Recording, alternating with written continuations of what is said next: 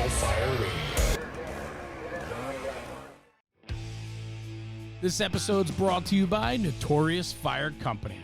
Firefighter owned and operated, Notorious Fire Company manufactures and creates quirky and unique items for the fire service.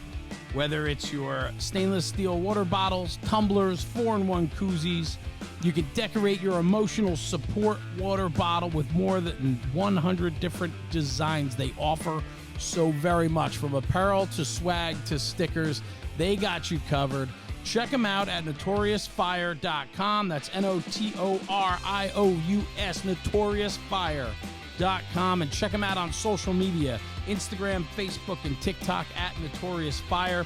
And this month with the podcast, if you use coupon code Fire Radio June 2023, that is Fire Radio June 2023, you'll get free shipping on all orders within the U.S. So check them out, notoriousfire.com. Lenny and the crew, they're making great stuff, and I have to tell you, with the summer upon us, the sticker packs are out of control. You got everything from Star Wars to pinups and everything in between. Slap them on your beer fridges, your coolers, and your tumblers, and celebrate the summer in style with Notorious Fire.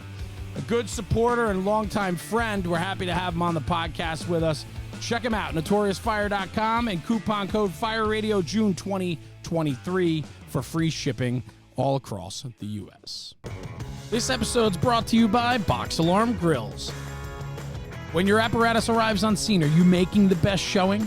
Looking to set your rig apart from everyone else? Want your engine, truck, or rescue to be easily identifiable? There is a solution. With large aluminum grill numbers and full-width rear mud flaps from Box Alarm Grills. Formed by Danny and a team of fellow firefighters, Box Alarm Grills gets it. They know what it means to show pride in your ride, delivering the quality construction and design that fire departments demand. That's why their grill numbers and mud flaps grab attention, enhance visibility, and make your fleet recognizable on scene while responding or just driving around town. Built in the USA by a family-owned business, Box Alarm Grills is quickly becoming the choice of fire companies, apparatus planners, and fire truck manufacturers with out-of-the-box or custom solutions. Check out functional, durable grill numbers and mud flaps from Box Alarm Grills today at boxalarmgrills.com and on Facebook and Instagram. And like Danny and his crew like to say, add pride to your ride. Hey everyone, Jeremy, National Fire Radio. Welcome back to the podcast. Another incredible episode on tap for today. Today, Trevor Meador, fireman out of Frederick County, Maryland, stationed for the truck house. What I love about this conversation is that this is a 6-year career fireman. 6 years, 29 years old. He's a younger guy that is absolutely dedicated to this job, and I can't wait to dive in because I know so many guests that we have so many people that listen to this podcast are right in that wheelhouse, that 5 to 10 year, 5 to 15 or 20 year mark. And I just think having a guy with 6 years of experience who's as passionate as he is about the job, this is going to bring tremendous value today. Trevor, thanks for coming to the show, man. Appreciate it. Yeah, thanks for having me, man. This is cool. So you and I, a little background, you and I met when we were doing show and tell in Frederick County, Maryland. So RJ and Chief Malta, we were down there. We didn't see Frank that day, but we did see RJ. And he took us around, and we stopped over at the truck house. And, it's this like super old firehouse. The truck barely fits in the one bay, right? I mean, you need like a shoehorn to get the tiller in there, right? And yeah, a couple of, yeah. And then you come bopping around the corner, and I was like, oh, look at this guy, man. He's like, shirt's tucked in tight, nice belt buckle. Like, this guy's squared away. Boots are clean. Like, I loved it from the get. And we just had a great conversation, and you were super welcoming, and so on. And so when we walked away afterwards, I was talking to RJ about it, and he spoke very highly of you and how motivated you are and how much you're into the job. And then he said, he'd be a great guest for you because he brings so much to the table, and he's a young guy. And I was like, you know what? That's a great idea. And so this has been on the books for, a month or two now to get you find a day that actually worked for us to get together. But thank you, man. Thanks for joining me today. This is going to be a lot of fun. Yeah, man. I'm pumped. We've had it on the schedule for a while.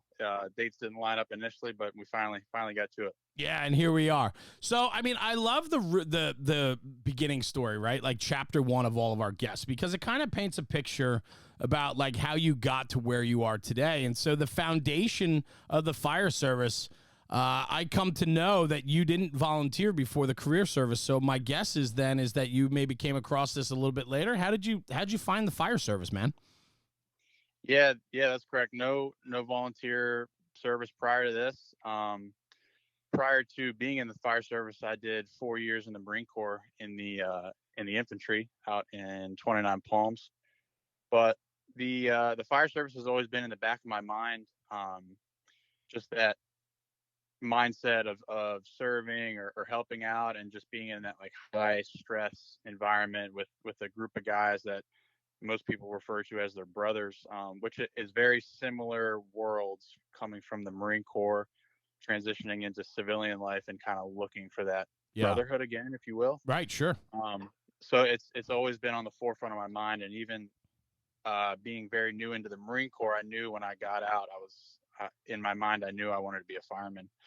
And I think it might sound cliche, but growing up, being young, but young enough to remember 9/11 and comprehend what's going on. We watched the news a lot growing up in my house, and watching 9/11 on the news. You remember it as a kid, you remember seeing it. And there's really two things that you see after that is you see the firemen working, and then for the following decade and to come, you see Marines and Army Yeah. and Air Force guys on the news all the time. So these guys kind of become your superheroes, your role models, if you Sure. will, and your parents kind of tell you like those are the good people in the world, like those firemen, those Marines, those soldiers. So you emulate these guys, and then you grow up and you want to be them. You want to do what they do. You want to have honor, and you want to have that brotherhood. And so I think that's where it really kind of got embedded in my mind at a young age, and I think that's how I kind of came to it. But a lot of people told me to volunteer before, but I really got lucky when I threw my name in the hat after I got out of the Marine Corps and started to applying to different places. I got, I was 3 for 3, and Frederick was one of the first people to call back. Nice. Nice. So that's got to, what, 23 years old? You're 29 now, 6 years as a fireman. So 23, you got hired? Yep, that's correct. Yeah, so 4 years in the Marine Corps from 18 and up, and Wow, then about cool. maybe a 6 month or 5 month difference between getting out and getting hired. Yeah. And so let me ask you this, 6 years in, has the fire service lived up to what you wanted it to be for you? I mean, you're coming out of the Marines, you're looking for continuing that, disciplined paramilitary, brotherhood, camaraderie, mission forward type career. How'd the fire service do for you? Yeah, I mean, initially the academy was very, very similar to the paramilitary organization, and in Frederick County specifically at the time, the battalion chief of training was actually a gunnery sergeant in the Marine Corps. Oh, So there you go. his methodologies lined up exactly with what I was familiar with, and I mean, we just clicked instantly as I started coming through the training and seeing how he lined up Frederick County's training academy to the Marine Corps, and just the parallels were so awesome to me, just to come into this world and be familiar with something that I have no idea about. Yeah. And then coming out of the academy into the field, uh, I worked with such great people, and then the officers were just absolute, like the best. I can't even, I don't know any words to describe them other than that. But Does that come from the foundation that Frederick County fire training is built on? Because I know, like you talked about it very briefly there, but like I know firsthand how intense your academy process is. I would probably say it's one of the toughest academies in the country. And I'm just snowballing here, but I know for the length and how it works, and the paramilitary design around it, and how hard you guys push the importance of this job. It's not a light excuse me. It's not a light task. I mean, people that register, sign up, get hired, and go through the academy in Frederick certainly come out of that program well oiled. Yeah, and I think it 100% is revolved around the methodologies of the Marine Corps, and the similarities between the paramilitary organization and working in the fire service. And I think it creates uh, such a good bond with people from Frederick County Mm. who work and come out of that academy. A lot of times it's a trust thing too. Our organization is so young, and we have a lot of guys who are senior and been around a while, but now we have this huge influx of younger guys. And I think once they get out of the academy, there needs to be some sort of level of trust with the guys who have been on the job for a while and these Yeah. newer guys coming out to say, okay, this guy might not know a lot, but he went through our academy, so he's made it this far. He's got some level of discipline, motivation, and a very high degree of training comparatively to maybe other academies in the surrounding areas where they have a large volume of numbers, but not maybe the individual focus of the small things of the discipline and the and carrying out tasks like that. Yeah, I mean that makes sense, right? When you have a process in place, your initial academy, and everybody knows how involved it is and what goes into it, that the product coming out, meaning the firefighters, the probationary firefighters that are able to go through the process, graduate, and then hit the line. There's a mutual respect and understanding because people know how involved the process is. And I think when you have an academy that's vanilla or watered down, doesn't push people and doesn't hold them accountable to the levels that you guys do, there is that inherent mistrust that is not placed, that is placed on these guys and girls that come into the firehouse because they went through a process that's kind of just vanilla, right? So Right. I love that. That makes a lot of sense. Yeah, yeah, and with that, like our organization is so young. I couldn't even tell you the percentage of guys with 5 years or less comparatively to 5 years or more at this point. But Really, it's scaling that young. yeah, but I think the way that we run it, where we build it from the ground up, we build this solid foundation for these guys Yeah. when they come up through the fire service. I think what's going to happen in the next 5-10 years is these 5-year guys are going to turn into 10-year guys. The 5-year guys, right, and it's just going to keep scaling up and up, and you're going to see this solid level of foundation of training, motivation, and discipline just keep carrying up through Frederick County. And as we grow and expand into a larger department, which we will 100%, you'll see this rock solid organization that I think was built from the foundation up, starting a couple years ago with our academy. Yeah, and so a little background on Frederick County, right? And correct me if I'm wrong. It's a combination system, career and volunteer, right? Over 600 firefighters, I think, in the county. That's correct. Yep, coming up on 600. Yeah, and then now you guys have additional staff, additional career staffing that's going to be coming on. You and I were just talking about that, and we'll get to that in a little bit. So this is a growing county. This is a growing fire department then. Yeah. So the surrounding counties around us are very, very populated, very densely populated. And what's happening is those people are coming north. So they're leaving DC and Baltimore and Montgomery County, Howard County. A lot of those places are so densely populated that it's flooding over into Frederick. And it's been happening for decades, long before I got here. But now we're really starting to see the booming of neighborhoods being built, more industrial complexes.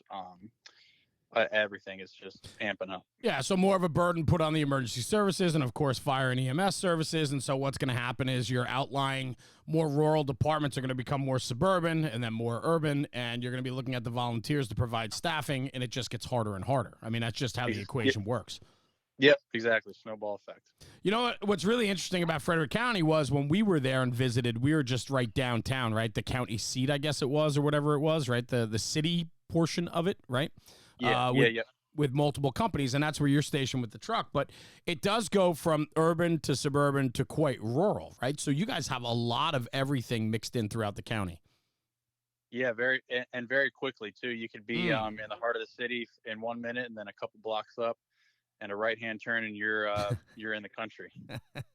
That's got to be. I mean, for a fireman, that's good. I mean, I would think so, right? It's nice to have a change of scenery and to try, jobs in different neighborhoods. I mean, it adds to that level of personal I don't know. I'm trying to find the word for it, but it's just it makes for a more well-rounded type of firefighting.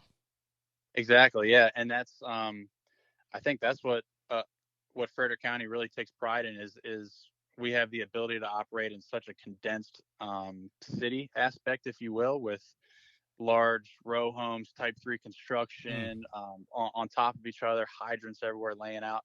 And then you go a couple box areas over, and you're talking about a rural water operation with tankers and drafting, and a pump off operation where guys have to be proficient Yeah. in both. You know, you're working in the city one day and you're doing a 48, and you're out in the sticks the next, and you're talking about a completely different ball game with a lot more play time once you get to the fire, Sure. and a lot more coordination between the water supply, the fire attack, command, personnel, staffing. You know, it's a different ball game out there for sure. Yeah. Take me back then to the statement you made before about the officers. When you came out of the academy, we were talking about how great the academy was and the solid foundation is important, and that shows.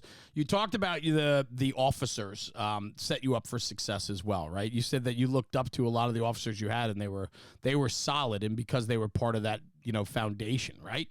How important is that? And then do you see yourself now as a 6-year guy, as the job is really trending younger for you, and even with just 6 years on, you find yourself to be in the middle of the class probably now, and not a new guy, right? So, like, what does that all look like for you? Yeah, so coming out, I actually worked for Chief Malta, who was a captain at the time at 2 Engine, and it was eye opening to see how proficient he was at the job, and how much knowledge that he had. And working with a guy like that really brings you up to the next level. You have to be performing at the top of your game with him, otherwise he doesn't accept anything less, which is exactly how it should be. And a lot of times it's difficult to perform at that level for such an extended period of time. Yeah. But when the expectation is that high, there's no question. You come to work and you do your job, and you go above and beyond. And then when you work for an officer like that, it you want to do more for him. You want to do well. You want to put out. You want to do your best. But like anything in the fire service, you're not going to be in the same spot forever. You will get transferred, and I got transferred to 1 Engine on the west side of Frederick, which is still in the downtown portion, but they do have a lot of rural box areas as well. Right. But same thing, I got transferred there and worked for another great officer who is now the captain of training at the academy, and he actually works for Chief Malta as well. So it he kind of carried on, has a little different ways of doing things, but still, a high expectation from his guys, whether it be PT or performing on the fire ground, or even running EMS calls. Very high expectations set forth, and he trained me how to drive an engine, how to operate a tower, and run the tanker in some rural water operations. Yeah. But that the caliber of officers that we have in Frederick, it really makes the firemen push forward to be a lot better than what they are and what they could be. So with the bar set that high, it motivates other people to become just like them, and emulate them.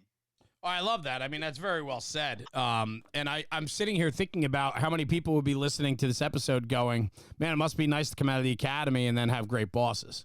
Because the problem is we don't have great bosses everywhere we go. And so for you, I mean, you're a motivator, though. You're a guy that is mission driven. You're always pushing yourself to be better. But it's great to be supported by officers that see that within you, and that's their mantra too, right? And so, like, for people that are listening that might be struggling, like, I'm sure you've learned a lot along the way. And I love what you said. You said that the more they push you, the more you want to do for them. And that's that, like, positive reinforcement, and that, like, just that environment of excitement and learning. And I just feel for the people that don't have that. What do you got for the people that are struggling with that? Like, do you talk to guys, and guys are like, oh man, I wish it was like that. I wish we had structure. I wish we had a boss like that. Like, it's got to be hard, no? Yeah, and guys who I came out of the academy with, guys who I am coming up through the fire service with, you're at the same year range as I am. Yeah. If they're with the skill level with me, if not 2 times better. And sometimes I see them, they get put at a less than desirable station with a less than desirable officer, and you kind of see them their motivation goes down, and they stop running the call load that they had before, and they stop running the fires they had before. And nothing is forever in the fire service. You won't be at the same station your whole career, especially in Frederick County. And the main thing is to focus on yourself, focus on bettering yourself, keeping that motivation. It's the hardest thing to do, but complacency kills. And that was something that was ingrained into me into the Marine Corps, showing up to work and doing your job. And a lot of times what I notice when I go work overtime, or I'm detailed somewhere, and I'm at that station with the less than desirable officer with the low call volume, I come in with a great attitude, a great mindset, positive attitude, motivated, ready to do stuff, have some sort of general plan of training for the day. And a lot of times it just takes one guy. I love it.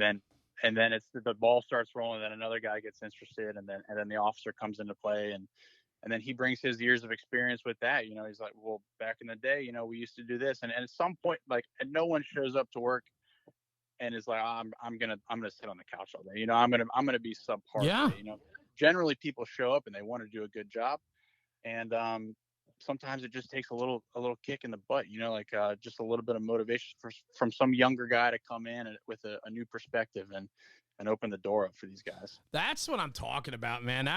You delivered on that. That was fantastic. It takes one guy. It's just a catalyst, right? Like you can, the complacency does, and we're gonna get into that. Complacency does kill, and that is a dangerous aspect of the job. And when you get the like-minded people together, whether in this case, not an aggressive group that wants to be go-getters and they're happy with just complacency and in the status quo, it does just really take sometimes one guy that's excited or brings something fresh or new to the table, and that is infectious. And those guys that are maybe slugs most of the time, they're gonna get up. They're going to come out. They're going to be a part of it. I agree with you 100%. Nobody just comes to sit on the couch for the day. I agree with you. Yep. Nothing is forever in the fire service. That's good, man. I think that's going to be the title of this episode so far. That was a good quote. I enjoy that. So talk to me a little bit about then, the early days were, really shaped you and helped you understand what the fire service was all about. It didn't disappoint, as you said. Then you get in the firehouse, you start running calls, and you start having to learn the craft. How much did you fall in love with that part of it? It was awesome. I was absolutely consumed by it, and Nice. My wife can attest to that for sure. The part that I was most worried about was the area familiarization, learning the streets, learning the run routes and stuff like that. And my shift that I went to specifically as a probie was huge on area familiarization and knowing the streets and knowing your first due, second due, and third due area run routes. Once we started studying that and I picked that up, it was it's infectious. Now it's all I want to do is learn. So I want to know all the streets in Frederick County and the surrounding counties, so on and so forth. But brother, it's a game for me, man. Like I'm very much the same way, and I find myself now chauffeuring a lot, driving the engine quite often these days, only because I'm like one of the senior guys that are in the firehouse now, and so I typically ends up being my seat. And for me, man, it's a game. I went to a fire the other night, man, and I'm like, I got 15 ways in my head of how I want to get there, and then you got to think about what time of day it is and, what time of night, which way do I want to come in? If all the first due companies are coming in this way, which way do I want to – it's an absolute game for me, and I challenge people to think about it that way, right? I don't know, man. It's a game for me. I think chauffeuring is a lot of fun, and there's so much involved. And when the boss can sit back and do what he has to do and lets the chauffeur operate and do his thing, when you have a good chauffeur, man, it's a home run. There's no doubt. Yeah, and you can instantly tell, and you've seen it in Frederick County how tight we are on sure, each other. Absolutely. if you stopped to tie your shoe, you went from first due to third due just like that. Yeah, you guys are on top But of each other downtown for yeah, sure. yep. And that's another thing I noticed was when I got to the field, the competition factor of wanting to not beat crews in, but have the ability to have that speed and efficiency on all calls. You know, what I noticed initially was every call, no matter what, they ran to the engine, they ran to the ambulance. Just the motivation to get out the door and get on the street as fast as possible for the citizens. You know, not just because it's cool to beat someone, but to be fast and be quick, but also not move faster than you can think and be able to think about what's going to happen and know your next move based on your assignment or what type of call you're going to. So that was something I picked up on very quickly, is having the ability to think very fast, but not move faster than you can think. I love that. I mean, that really puts things in perspective, because you think about when the tones drop and you're racing to get on that rig. And like you said, it's for the people we serve. I mean, yes, there is this company rivalry, especially where you are, where every companies are literally within a block or two of each other downtown. So it's like it's a race to get there, and it's a company pride thing. But you're right, man. Like, we can't lose sight of what the actual mission is, even through all the excitement or challenging or the rivalry to get there so fast. You still have to do the process. And so it's really an art. Like, to teach, it's hard to teach, right? You almost have to find yourself to get to, you work on all these little different things, the driving, the directions, the neighborhood, gearing up, all the things that you're supposed to do for the process of it. You have to work on all of them separately. And then when they all come together and it just zens, man, it just works. There's just an art to it. You know what I mean? Yeah, 100%. 100%. I may ride on the truck these days, but I still keep my original snagger tool by Modus Fire Rescue on me at all times, just in case those guys on the engine need some help moving the line. The snagger is great for that, and many more things. It's also great used for breaking tempered glass, or in a pinch as a spanner wrench. So head over to modusfirerescue.com and use code THESIZEUP, one word, to save yourself 5%. This episode's brought to you by Taylor's Tins. Taylor and his crew at Taylor's Tins have been manufacturing aluminum helmet fronts since 2017. With over 200,000 tins in the market, they are a leader in the helmet front space. Custom design, one-offs to department orders, they can turn them around within 24 to 48 hours. Customer service is what they pride themselves on, and they provide nothing but top-shelf product and service to their customers. Check them out at taylorstins.com and check out their full line of product offering.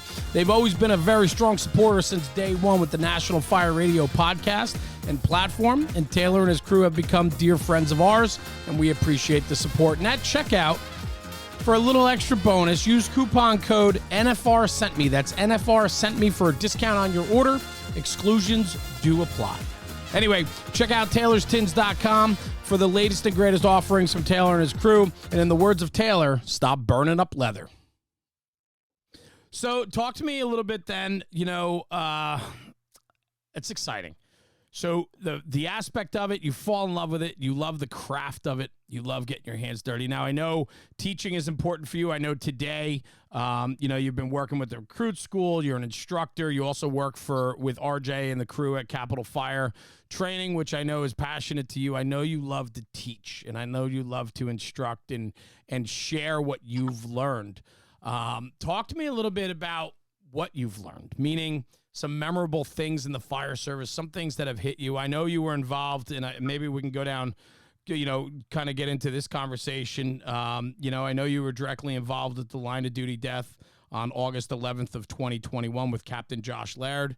Maybe you can take me down the road on that. I mean, that's early in your career. I mean, this is 2 years ago now. 2 years ago this coming August, right? It was August of 2021.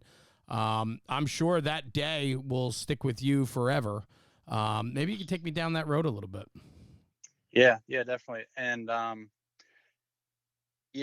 kind of start from the top with the teaching, I know there's probably a lot of senior guys that are listening, and they hear that 6 years in teaching, like that's wrong. That's not right. Like what experience is he teaching from? And, Well, I disagree with that, Trevor. I'm just saying. Yeah. I'm saying I disagree with Yeah. that. I don't want you to think that way. I really don't. But go ahead, tell me what you were Yeah, going to yeah. say. Yeah, no, but it, and I see it and I acknowledge it. And, it's, it's something that you have a drive for, if you want the knowledge, if you want the experience, and maybe the experience isn't always there, but if you want the knowledge base and the skills, if you're driven to get it, if you're looking for it, you're going to find it 100%. That's right. And, there's certain individuals who have the ability to do that. And, the motivated will find a way. So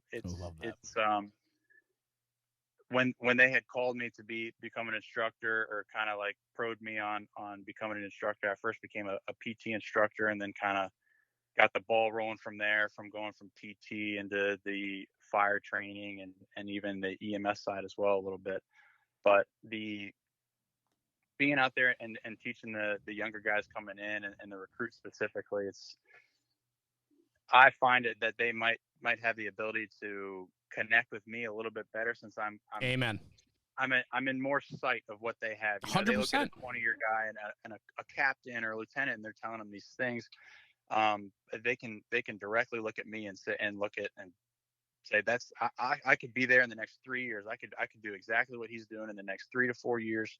And he's telling me he did this, and this, and he went to this call and he saw this and did this. And a lot of times what I'm telling them is most of the mistakes that I've made, which I've made plenty of them, and hopefully that they learn from them. And that kind of rolls right into the Ball Road event. Yeah. With learning from mistakes, and for just to kind of start back on the top with that, I was the Josh's engine driver that day. Not a brand new engine driver, but a newer engine driver. I had been cut loose on an engine for a while. I had been cut loose on the tiller truck on the back and the front, and I had been detailing around for a while. That was a random day. It was a random Wednesday. I had worked in that area, but not at that station specifically ever. Right. So when I actually showed up that day, I didn't know the door code to get into the firehouse. Oh, so wow. the guys before me, it was really hot out. They left the bay door cracked, so I actually snuck into the firehouse that morning. Wow. I get to the firehouse at 4 a.m. Shift starts at 6. So I start setting up, and I really wanted to look over the engine. We have it's not a program, but it's kind of just a way we do things, where if you're a county engine driver and that station has a county engine, even if you haven't driven that engine, you're cut loose there, which has its perks, and a lot of people have their opinions on it. But at Station 2, we had that same exact engine, just a little bit different equipment on it, maybe a little bit different layout. So I've seen that engine, I've operated on that familiar engine. with it. Yeah, exactly. So I got there earlier that day and started setting up. But with the Ball Road event, we were actually clearing a separate call. A large thunderstorm had rolled through, and when we cleared the call, all of the stoplights in between that call and the firehouse, Station 25, were all out. So we were actually stuck at this. It was just a large 4-way stop at this point, busy time of the day, kind of end of the day, and people coming home from work. So if we weren't stopped at that out of service light, we would have been well gone, and might have went from first due to second due. But we were stopped at the light, and he called. He said box, and I said where at? And he said Ball Road. And that's probably the only street in that first due area that I knew how to get to, just because of I used to take that street to the academy every day. So right when he said, I knew exactly where to go. Yeah. And with that thunderstorm rolling through, once we made that left onto the main drag, you could see the column clear as day, and it wasn't really even a column, just because there was so much humidity that day that everything was banked down, just staying low. Yeah, it was just this black, like once blue sky to the right and just absolutely black to the left. So we knew we had a job going into it, and I had a feeling we were going to be first due, just because the other engine company, they were on a bunch of fire alarms, and I think a stuck elevator just after that thunderstorm rolled through. It just kind of amped everything up. Yeah. But We arrived on scene first due, and like I said, we're in the country for the day, so rural water operation.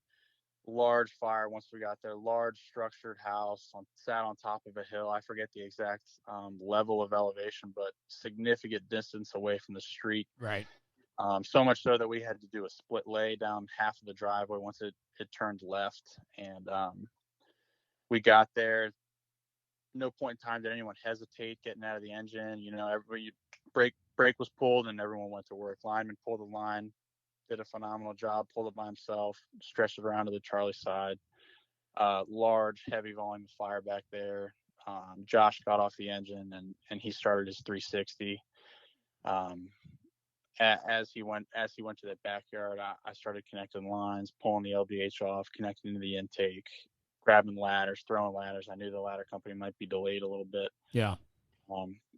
Actually had to hop a fence with a 28 on my shoulder, teeter-tottered over the back, you know.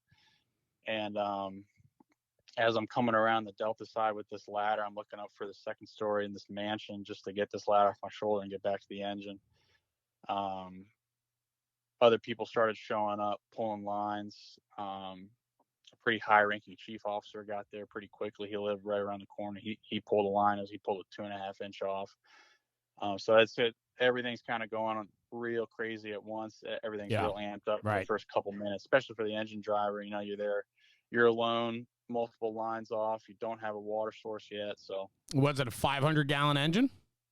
750. 750. So okay. Not a lot of time to play with, but yeah. And so you're kind of calculating, you know, how much do we have left? It's such a big house, you can't really see how much water they're flowing, if they're constantly flowing. Ran out of water for I think the report had it exactly timed, but maybe maximum 2 minutes until the second due engine got there, and then the tanker was shortly behind them. But in that moment where we ran out of water, the Mayday was called, and I remember making eye contact with one of the senior captains in the department. He was number 2 in seniority, and just seeing his eyes go from just wide, like owls, just super wide. Everything got quiet. The Mayday was called. Yeah. Mayday was called, executed absolutely flawlessly. You know, no terror in his voice, absolutely no panic, completely calm. It was so calm that it actually brought everyone else's stress level. I say it kept it in like the red zone. It kept everyone from going off the back of the curve. And I think the main reason we stayed calm was because he called such a calm Mayday and kept everyone cool, level headed. Yeah. But the Mayday operation went down. For the most part, I was just running around, pulling lines, connecting lines, grabbing people, tools and whatnot off the engine. I was completely stripped. You know, every single line was off. Every tool, every pack, my SCBA face piece was gone. Aid bag gone.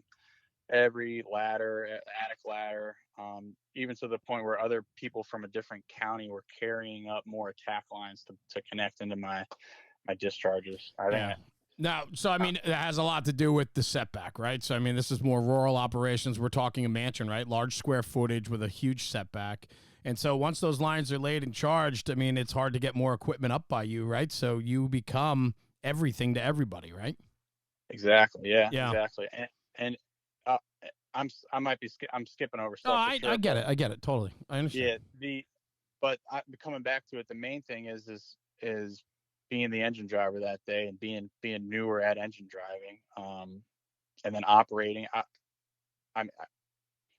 If that hadn't happened, most people would have walked away that day in high five. You know, it was minus the Mayday, minus the tragedy that happened.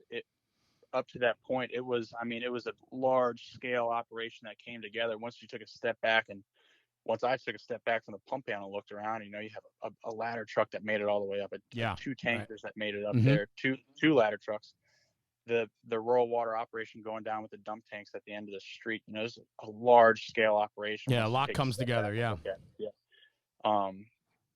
But at the same time, all these mistakes, I could tell you every single mistake that I made from beginning to end, all the way until today of what I've done in the months and years after. But I feel the need to pass on those mistakes. I feel the need to tell people, the recruits, the newer drivers, the guys coming up through the system of I did this wrong that day. This is what I should have done. I should have been here. I should have been there. This is what I should have done. I shouldn't have charged this line. I should have charged that line. I should have told them no. All these different mistakes leading up to the event and what happened that day. I feel the need to pass on to these other guys. I agree with you 100%. And I want to say this, right? So Captain Laird ended up going through the floor, right, of the building. He was recovered after his Mayday, transported, and subsequently had died from his injuries sustained, right? I'm thinking about you, and I'm thinking about being in that position. I mean, you're driving the captain to his fire, and and then how busy you are with the circumstances. This is not a room of contents fire. It's not a one-line job. I mean, this is an all-consuming job where this is where the importance of that chauffeur has to shine. Like, we get away a lot of times with putting a dud behind the wheel of the engine because 9.5 out of 10 times they don't have to perform like a well-oiled athlete because it's a lot of quote unquote, routine type stuff, right? But this is a type of incident where we need the most dynamic guy to be able to take initiative, but also understand the dynamics of everything on the fire ground. It's consuming, right? Yeah, 100%. Yeah, and that's how it felt, just being consumed the whole time. But to your point at the end, like knowing that he did pass there on the fire ground, everything kind of starts to settle and the adrenaline leaves, and you just remember going fetal in the back of the engine with another officer who was there who had told me the news. But and the hard part is every time you come out of a fire, every crew does the same thing. Like, they come back, they gather around the officer. The lineman talks about what he did. The officer talks about what he saw. He asks, like, I sound on the radio. That just you hang out as a crew. You sit on the front bumper, drink some water, and BS with the guys. And that day wasn't the case.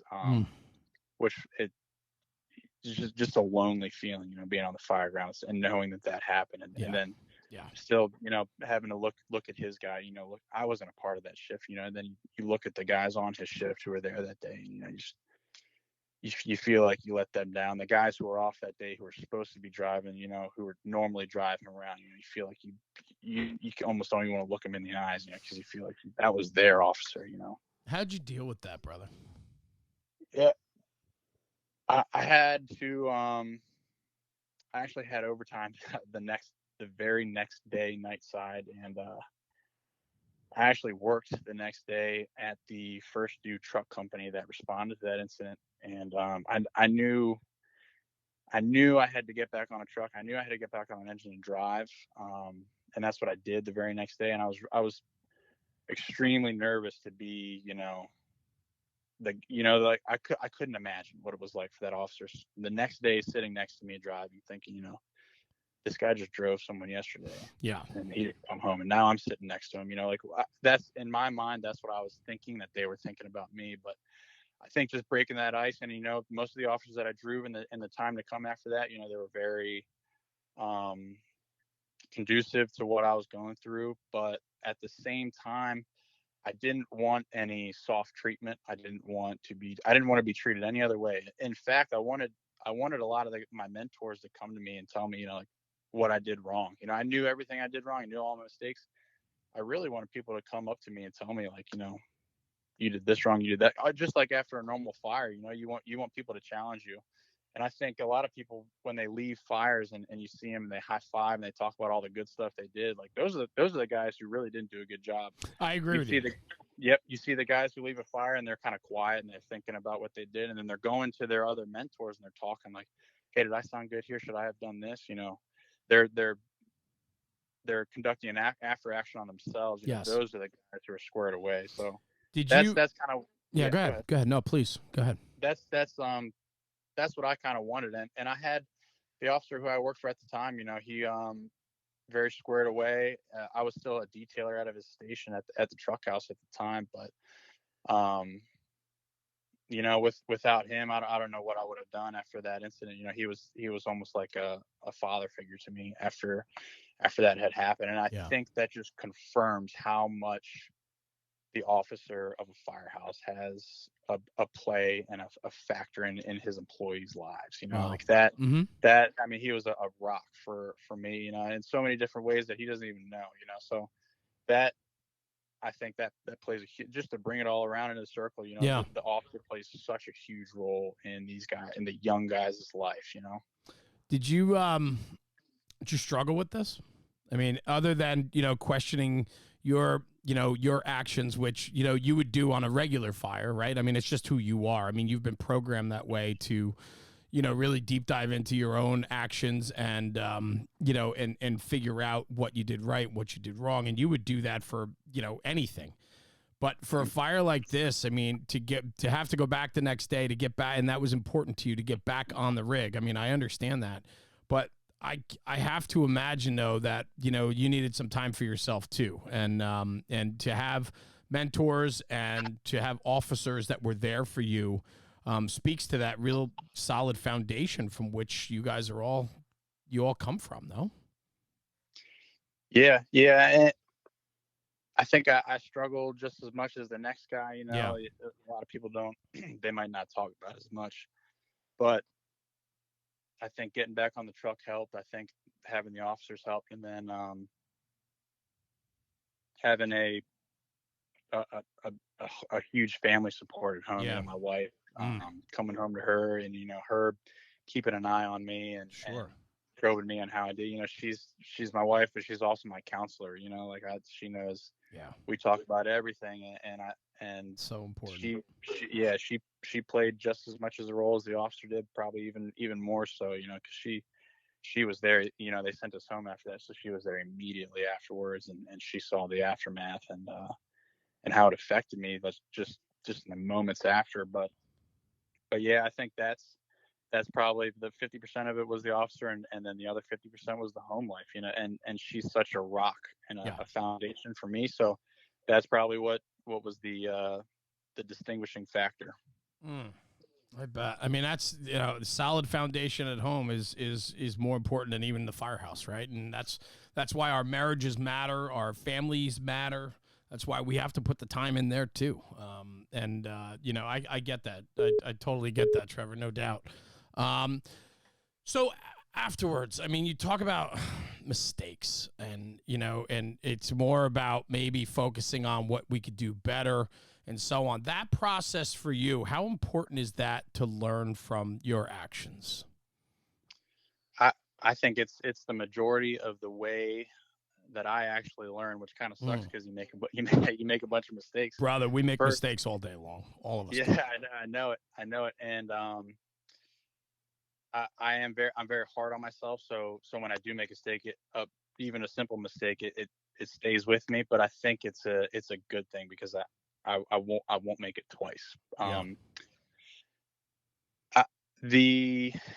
The department now is doing after action reports on anything that goes to a rapid intervention dispatch. So basically any working fire, they'll do an after action report, which me and my current officer and my current shift, we actually print them all out and we read them. We keep them in a file. Oh, wow. And I learned tremendously from a lot of them. The minute mistakes that they call out in there,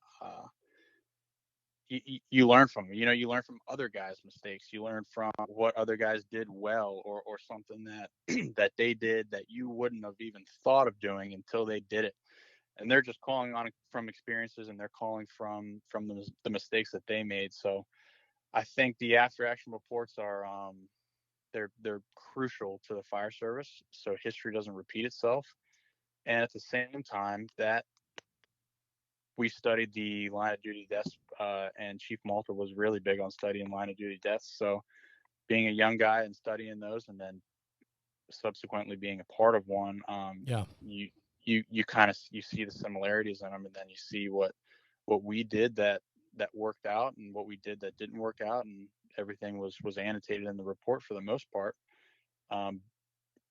But we 100% are learning from them, and we're still correcting mistakes as a department and as a county as a whole to overcome that and make sure it doesn't happen again. Yeah, I think what's really interesting, right? I mean, I've gone down the hole of reading a lot of different line of duty reports over the years. I haven't read too many, probably, I don't know, in the last year or two, and I need to, right? I couldn't agree with you more that when you dedicate some time to it and learn from, situations that have happened, with you believing in learning from your mistakes, it's the mantra of what departments need to understand too. And I think a lot of times when there's incidents like this, people don't really give the 100% feedback on the incident when they're being interviewed, when they're building out the report and they're asking for information. I think a lot of people shy away from really giving all of it. But in fact, when you have an administration and department that's willing to learn from that, I mean, every department makes mistakes. Every guideline cannot be super solid, and not every guideline is followed to the I's dotted and T's crossed. I mean, it's just impossible. And so when these reports come out from line of duty deaths, we need to learn from them. And anybody that's not willing to, or anybody that wants to turn a blind eye to it, they're part of the problem. And it sounds like the department is very much in line with you personally, meaning you learn from your mistakes. That's important to you, and that's part of your process. It sounds like Frederick County is also doing the same because, in fact, you guys are going to be increasing staffing on some companies, which comes from as a correlation to the report that was issued on this line of duty death, correct? Yeah. Yep. Certain select engine companies will be getting 4 personnel staffing. The truck company will be getting 4-person staffing. And then there's a model to build it out even farther after that, as far as like a medic unit plan, and then other different engine companies as well to get 4-person staffing. Now, of course, it might have changed as I'm speaking out loud. Sure, I get it. About it. But it's there. The plan is there. Which I have to think for you as a 6-year fireman with Frederick County who was directly involved with this incident, there has to be some type of, I don't know, appreciation for something coming from this, right? I mean, too often nothing ever comes from a terrible, tragic situation that occurred. And for the city and for the county, for the department to recognize that and to do more for the fire department to try to correct something or make something a little bit better, add another layer of protection, another guy in the truck, another guy in the engine, it goes a very long way. Right. And I think once we start to see it build out, that guys will have an appreciation for it. I was telling the recruit class the other day during a truck company class that we were teaching, that kind of discussing what happened a little bit, and then it kind of dawned on me, and I even told him, I was like, you guys realize that you're here because that happened. You guys are hired to fill in that gap and correct that issue. And then once these guys get put on these engine companies and truck companies where they're the 4th person, like, they should remember that every day. Like, you're getting on this engine, you're getting on the truck as the 4th guy because that happened. Don't put that to waste. Like, continue that on and carry it on. Don't make those same mistakes again, and don't let it happen again. That's why you're here right now, because that happened. That's powerful, man. That's powerful. Coming from you, and this is what you were talking about before. Coming from a younger guy, a younger face, 6 years in the fire service in Frederick, those guys can relate to you. And I think you bring a tremendous amount to the table. And I think when it comes to teaching, it's the storytelling also. We can teach skills. We can teach practical skills and sets and abilities, but also the storytelling and the experience telling absolutely matters and puts people in the right mindset. Truly, I believe that. Right. Yeah. It's powerful to hear other people's experiences, and then you draw from them, and then you build your own experiences, and then you pass them on. And I think that's what the fire service is. I think Liam Flaherty said it in a documentary that I'd watched prior to getting hired. If you're the senior man and you're not passing on your knowledge, you're not a senior man. You're not doing your job. Yeah. That's what I view a senior man as, is those guys passing on those experiences, those stories to me. I view them as a senior man. If you're not doing that, in my eyes, you're not a senior man. And if that's you, wake up, pass on your experiences. You have the experiences, pass them on. I love that. And on top of that, then that just parallels the your desire to teach and learn outside of the department too. As much as you're helping with the recruit class and doing some of that, you also teach outside with a cadre of guys with Capital Fire training, right? And talk to me a little bit about getting outside of your own department and whether it's instructing, teaching, or even being a student. How important is it for you to get outside of the Frederick County umbrella? Yeah, it was an eye opener at first, and I love that. Yeah, yeah, it always is. Yeah. I think specifically in the East Coast or the DMV area, we get caught in our bubble, and we get so we take everything for granted. I think in the DMV area, maybe even up so towards New Jersey and Pittsburgh and on the East Coast in general. Once you start to move south and west and get into the central part of the country, it's a different world out there. Yes. They might be a little bit behind the times, but I think some of the best firemen that we've ever met are from towns that you've never heard of. That's right. And these guys come with all the, they have motivation. They might not have the equipment, but they're coming in their off time to come train for a whole week or a whole weekend with us. And who am I? But these guys are showing up and they're looking at us for answers and different ways that we teach and different ways that we do stuff. It was it's really cool to just see that brotherhood span out across the country into the South, Midwest, West Coast.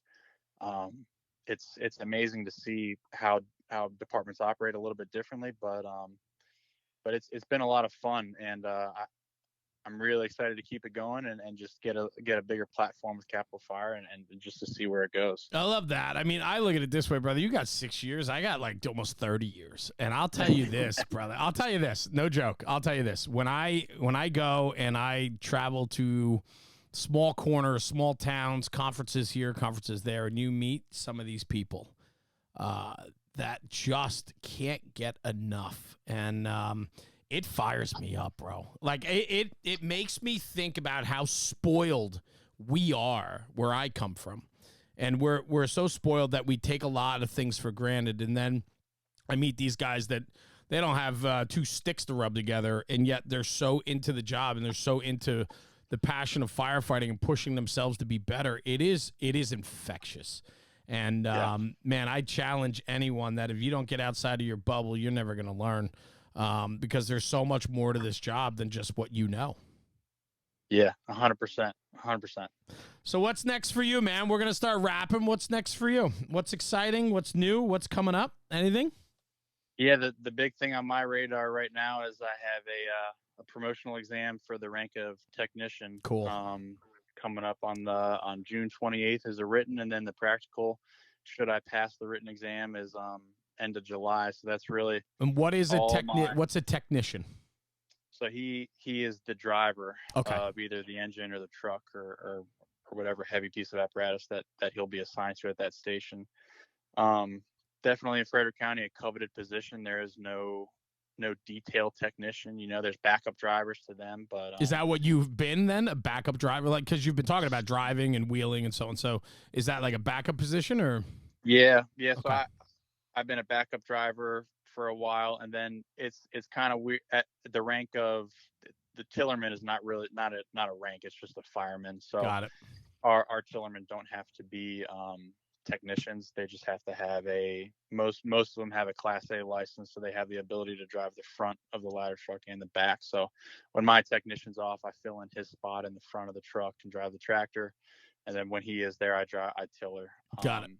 But have the ability to drive other engines. But the rank of technician, your job is to drive the engine or the truck. That's exciting, and that's a promotional spot, right? So that's a bump. I mean, that's where we want to be. It is, yeah, yep. And that's basically. I have nothing planned after that. Everything for the last 6 months has been aimed at that test. So. That's great, man. Well, good luck with that. I'm sure you'll crush it. I'm sure you're going to do great. Yeah. What a great conversation today, man. Truly. I can't thank you enough for sharing some of that, personal tragedy that you had with Captain Laird and what you dealt with that and lessons learned. It can never be an easy story, I'm sure, but his legacy needs to live on, and it's guys like you that are willing to share the story and talk about it. I think helps all of us be a little bit better, and I thank you for that, man. Truly. Yeah, of course. It's it's an honor to be on here and to share just a little bit of experience that I have, and to keep going with the journey. That's what it's all about, man. You got everything in front of you, brother. And, meeting you and getting to know you a little bit more today, I know that you have an incredible career in front of you. I know that you have some great mentors that you work alongside of. A few of them have been on this show, and I call them friends. I think that you come from an incredible foundation. So I wish you nothing but the utmost success with your career. And I look forward to seeing you again, man. I appreciate this very much. Thank you, brother. Yeah, thank you, man. I appreciate everything. You definitely got to come back to Frederick. We'll have you down. Hell yeah. I'm coming down. This time, breakfast and lunch is on me. You guys spoiled us rotten when we were down there. So the next go-around, that's on me. And I'd love to spend the day down there again with you guys. It was just a lot of fun. And I'll tell you, man, I met incredible people in the firehouses. We're super squared away, and the guys were appreciative, and it was just a great experience that really stood out to me. And I think it has everything to do with that solid foundation that we talked about and what the beginning of this podcast was all about. I think that matters. And when you build that solid foundation, you can build upon that, and everything you build on a solid foundation is sturdy. And that's freaking awesome, brother. So, Trevor, thank you very much for joining me today on the podcast. Appreciate you. Stay right here. I'm just going to sign off the podcast, and I'll come right back to you, man. Hang on one sec, okay? Sounds good. I appreciate it. Cool. Thank you. Everyone, thank you for tuning in for another episode of the National Fire Radio podcast. Trevor Meador, Frederick County, Maryland, 6 years in the fire service. What an incredible story today. I'll tell you this. These young guys excite me, and they got everything in front of them, and the years that they've put in already, and the what they're doing is just making this job better. And a guy like Trevor is a big part of that equation. So, do me a favor, take this conversation back to the kitchen table and talk about it, because when we talk about the job, we're making the job better. We'll see you at the next one. Thanks for tuning in, Jeremy, National Fire Radio.